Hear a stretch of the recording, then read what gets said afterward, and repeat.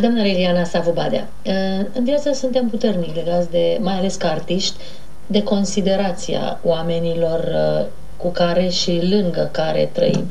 Pentru că ei ne judecă și de cele mai multe ori, fiindu-ne apropiați, zicem că sunt obiectivi. Pentru că ne vor binele în fond și nu ne supără acest lucru. Cum vă văd cei apropiați dumneavoastră, cu bune și cu rele? Mi-am dorit întotdeauna ca atâtea zile câte am, Bunul Dumnezeu să mă țină cu mintea întreagă. Și m-am tot rugat și mă rog și le spun și fetelor mele, dragile lui mama, când vedeți că sar calul, să mă trageți de mânecă. Sigur că, apropo de cum ne văd cei din jurul nostru, cum ne critică, cum ne apreciază, întotdeauna după un spectacol sau după, eu știu, acolo unde am cântat, sau după o emisiune televizată sau la radio, soțul meu a fost cel care mi-a spus: Lili, aici a fost bine sau aici n-a fost bine. Aici ai vorbit prea mult, n-ai lăsat pe moderator să își facă treaba și tu ai dat din gură mai mult decât trebuia. Sau eu știu, cred cu tărie că primul și cel mai, eu știu, acerb este soțul meu. Pentru că el este omul de lângă mine, ca de altfel și fetele mele, sigur, dar fetele acum sunt plecate. Cea mare este la casa ei, cea mică este la Timișoara. Deci el este tot timpul lângă mine. Și eu vreau să cred că și colegii mei de la servici sunt obiectivi. Pentru că eu, dacă pe mine oricine mă poate acuza de orice, dar că nu sunt corectă sau nu-i spun omului ceea ce gândesc, dar așa ceva nu mă poți acuza pe mine. Nu, pentru că eu așa sunt. Dacă nu-i spun omului verde în obraz ceea ce gândesc, nici nu mi-ai spun. E un defect? Nu știu, nu cred, nu e un defect. Nu. Eu consider că este, de foarte multe ori n-am avut de câștigat din treaba asta, am avut de pierdut. Pentru că spunându-i omului în față, nu toată lumea poate să accepte. Eu, de exemplu, în momentul în care cineva încearcă un pic să mă perie, mă enervez. Nu-mi place. Simțiți din gușală? Da, nu-mi place, exclus ca cineva să vină și să-mi spună, știi, vai, așa nu. Chiar dacă omul respectiv, poate că este bine intenționat, mie nu-mi place. Pentru mine este o falsitate. Atâta timp, de lucrul acesta își dă seama numai un om care își cunoaște limitele. Și atâta timp cât tu știi ce ai bun și vezi că plusează, dar nici nu am nevoie, sigur. Nu știu ce, n-am nevoie să vii și să-mi spui tu, Lili, vai, dacă eu știu că Bunul Dumnezeu mi-a dat tot ceva la etajul superior, nu? Și atunci n-am nevoie să vină cel de lângă mine și să-mi spună, vai, ești extraordinară sau ești nu știu cum. Când eu știu că eu, de fapt, așa sunt. Eu sunt un om realist. Se spune că și acei oameni care nu dau nimic vieții și tot pretind de la ea, dar aminte cum să nu pretindă cei care dau vieții ceva și oamenilor implicit, că viața este cu oameni, cu toți. Sigur, cu bune și cu rele. Ce pretinde de la viață Liliana Savubadea? Ce vrea ea de la viață? Ce pretenții are? Foarte frumoasă întrebare și foarte grea în același timp. Ca cei cu care eu lucrez să realizeze că nu e bine să fim răi. Nu este bine. Mai ușor se percep undele joase decât undele înalte. Așa este. Și atunci, dacă punem umărul, și eu, și tu, și ăla, și ăla, dacă punem umărul și facem ca acele unde înalte să vibreze așa cum trebuie și să fie percepute de cei de lângă noi, cu siguranță că lumea asta... Cu siguranță că lumea asta ar fi un pic mai bună și n-am mai fi atât de încrâncenați, n-am mai fi atât de răi și n-am mai vedea numai rău dintr-un om, pentru că un om nu are numai lucruri urâte în el, un om are și lucruri frumoase, oricât ar fi de rău și de încrâncenat. Trebuie să aibă, la un moment dat, eu știu, în familie sau unde, cu prietenii lui, o sclipire de bunătate în ochi. Acea sclipire și acea bunătate, dacă eu sunt bună cu tine și tu nu ești bună cu mine, dar sclipirea aceea ți-o aduc de mai multe ori în privire, dacă eu sunt bună și dau bunătate, mai multă decât dau răutate. Iar bunătatea din privirea unui om este văzută numai de niște ochi la fel de buni. Pentru că omul ăla perceput rău, aparent, care are totuși ceva bun, acel bun nu-l poate aduce decât un suflet bun, un ochi generos afară. De foarte multe ori le-am spus copiilor cu care lucrez sau celor de pe... Eu le spun la toți copiii din ansamblu folclorii sau copiii, cei micuți de la Mugurașii, din cadrul Casei de Cultură. Nici nu e nevoie să rânjești cu gura până la urechi. Trebuie să râzi, să zâmbești cu ochii. Dacă ochii îți arată bunătate și frumusețe, nici n-ai nevoie să fii cu poza aia de să se vadă dinții, filmezi pentru Colgate. Pentru o firmă fără nume. Da. Haideți să, pentru că mă apucă tusea și nu mai pot să mai vorbesc, haideți să ascultăm următoarele cântece pe care ni le propune invitata noastră. Și anume, Dacă în lume ai un frate și lumea vine în sat. Liliana Savu Bade.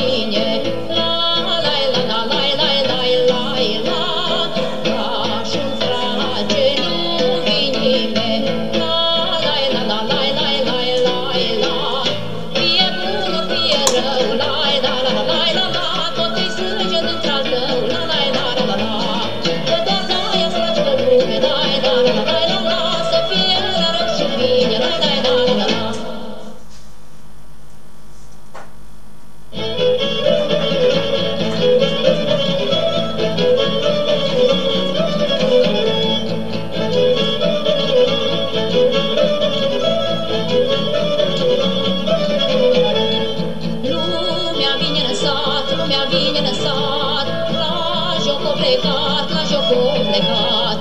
Lumea vine în sat, lumea vine în sat, la joc o plecat, la joc o plecat. Merge și fișor de mână, după dacina bătrână, jocă, jocă, răbășă, joc bănățănesc.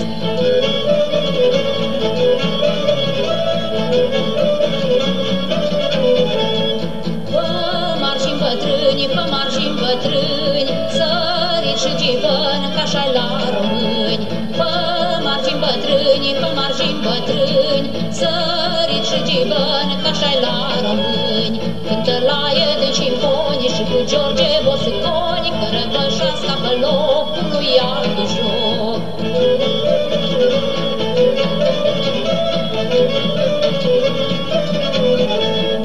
George și Mărie, la joc nu se îmbie, la joc nu se îmbie. George și Mărie, George și Mărie, la joc nu se îmbie, la joc nu se îmbie. Sună coan și lin spânzâși, jocul nostru-i de pe aici, jocul nostru-i de Banat, la noi în sat.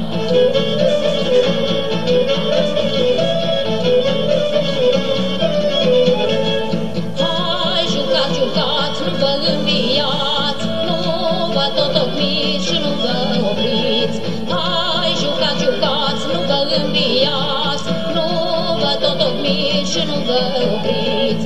Să se știe în tot Banatul că la noi joacă tot satul, jucând doi că răbășesc, joc bănățănesc. Să se știe în tot Banatul că la noi joacă tot satul, jucând doi că răbășesc, joc bănățănesc. Să înțeleg, doamna Liliana, din activitatea bogată pe care o aveți și la serviciu și în particular, că sunteți un om căruia nu-i place viața liniștită. Așa este. Place viața palpitantă, așa cu este. Provocări. Așa este, așa este. Dacă mi-ar fi plăcut să stau liniștită, eram la catedră și nu trasă și împinsă. La ce provocări v-a supus viața? Sau ce provocări v-a lansat viața? Eu știu, faptul că îmi place să fiu între oameni, să fiu mereu în activitate, să am mereu câte ceva de făcut. În momentul în care n-aș mai avea de lucru în domeniul ăsta, cred că aș îmbătrâni foarte repede. Nu v-ați găsit, fiind o tipă luptătoare, căreia îi place viața palpitantă, tensionantă, nu? Dar tocmai asta spun eu. De făcut? Nu știu, asta îmi place, asta fac cu mare drag, cu mare drag. Sigur că o să vină vremea în care o să trebuiască să depun armele, să ies la pensie, că așa e în firea lucrurilor. Cum când ieșiți la pensie, considerați că e vremea să depuneți armele? Nu, în ceea ce privește munca la Casa de Cultură. Atunci o să trebuiască să las locul altuia, că așa o lăsa Dumnezeu să fie. Sigur că o să-mi găsesc și atunci ceva de lucru. Bună oară să stau mai mult cu nepoțelele. Pentru că nu ajut pe Camelia atâta cât ar trebui să o ajut, pentru că nu sunt acasă. Viața este un spectacol. Și noi acest spectacol suntem părtași cu toții, participăm cu toții. Dar ca să putem participa la acest spectacol, ca să putem fi distribuiți așa în roluri importante în acest spectacol, trebuie să avem în primul rând bun simț și să realizăm că nu putem să fim distribuiți acolo unde nu ne este locul. Degeaba vreau eu să mă duc și să fac cuie, că nu mă pricep, îmi dau peste degete. Sau să mă duc să bucătăresc, nu mă pot duce pentru că nu știu să bucătăresc așa cum bucătărește unul care este avizat. Nu? Dar considerați că aveți forța pentru un rol în această viață, pentru un rol principal? Eu zic că da. Eu zic că da. Nu vă sperie munca? Nu, fără falsă modestie. Chiar așa sunt eu. Ați ajuns vreodată la concluzia că munca este izvor de sănătate? Da, cu siguranță. În momentul în care stai Nu-ți lozinci? Nu. În momentul în care stai, știu de la mine, în momentul în care mă doare câte ceva și zic, au, dar ce mă doare acolo, parcă aș vrea să stau un pic mai mult în pat.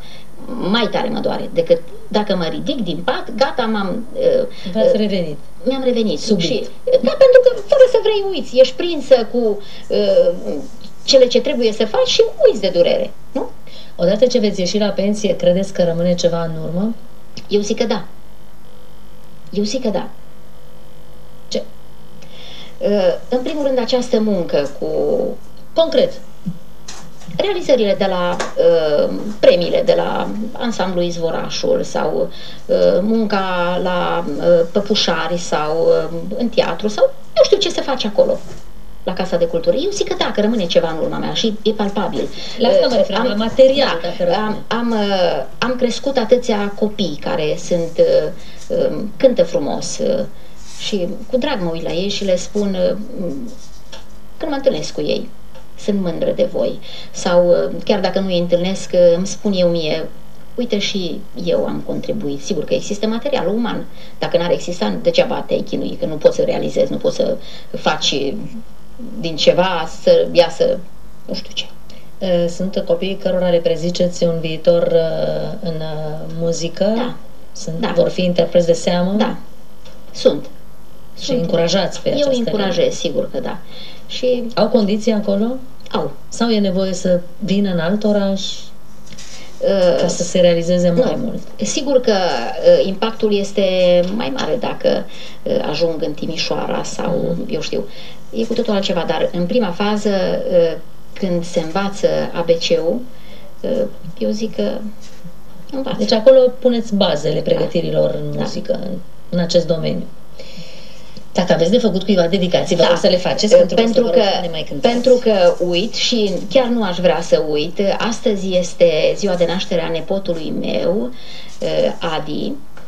Îl îmbrățișez și îi spun mulți ani, bunul Dumnezeu să-l țină alături de familia lui, de copiii lui. Pe urmă, în 21 a fost ziua de naștere a ginerului meu, Eugen, îi spun și lui la mulți ani. Tot atunci a fost și ziua de naștere a celuilalt nepot al meu, Alin. Doamne ajută! Aș vrea să îi mulțumesc unei doamne, doamna Lenuța de la Sârbova. Îi mulțumesc, știe dumneiei pentru ce. Pe urmă la Alina, fata dumneiei, și până la urmă și la Babi, tot de la Sârbova. Atunci aș vrea să îi spun la mulți ani doamnei Lena Laichici, care este mama Lilianei Laichici. Tot astăzi este născută. La mulți ani și din partea noastră. La mulți ani și îi mulțumesc și Liliane pentru că m-a sunat. Îi mulțumesc și la Ion Drăgan. Da, Ion Drăgan, Vasile Petrușan au sunat și v-au spus la mulți ani. Le mulțumesc și o grămadă m-au sunat. Îi mulțumesc maestrului Gelu Stan. Mi-a făcut așa o emisiune frumoasă la Radio Timișoara. Pe urmă, duminică la domnului Ion Olteanu îi mulțumesc. La foarte mulți oameni. Nu mai amintiți, poate și la următoarea intervenție o să... Domnului Laichici de la Timișoara este coincidență de nume. Dar oricum îi mulțumesc pentru ceea ce a făcut. Domnului Ioan Suciu, nuții domnului Viorel Alger Ilaș, primarul nostru de la Buziaș, un om deosebit. Îi mulțumesc pentru tot ce face pentru cultură. Haideți să vă ascultăm următoarele cântece. S-ar putea să mai vină un moment publicitar și să ascultăm încă două cântece. Cât te am bade cu mine și vino bade în sat la joc. Liliana Savu Badea.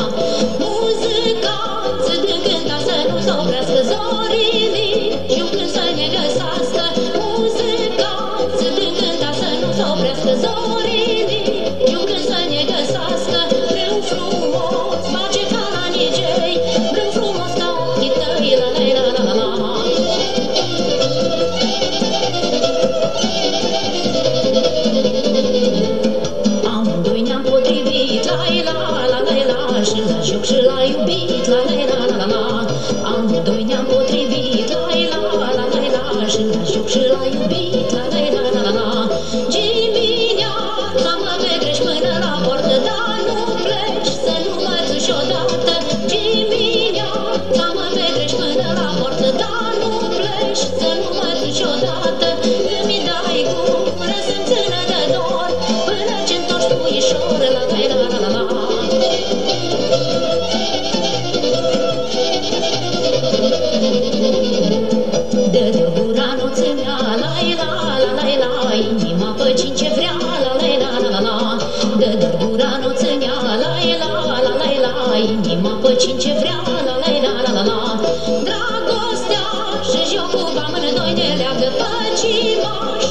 o viață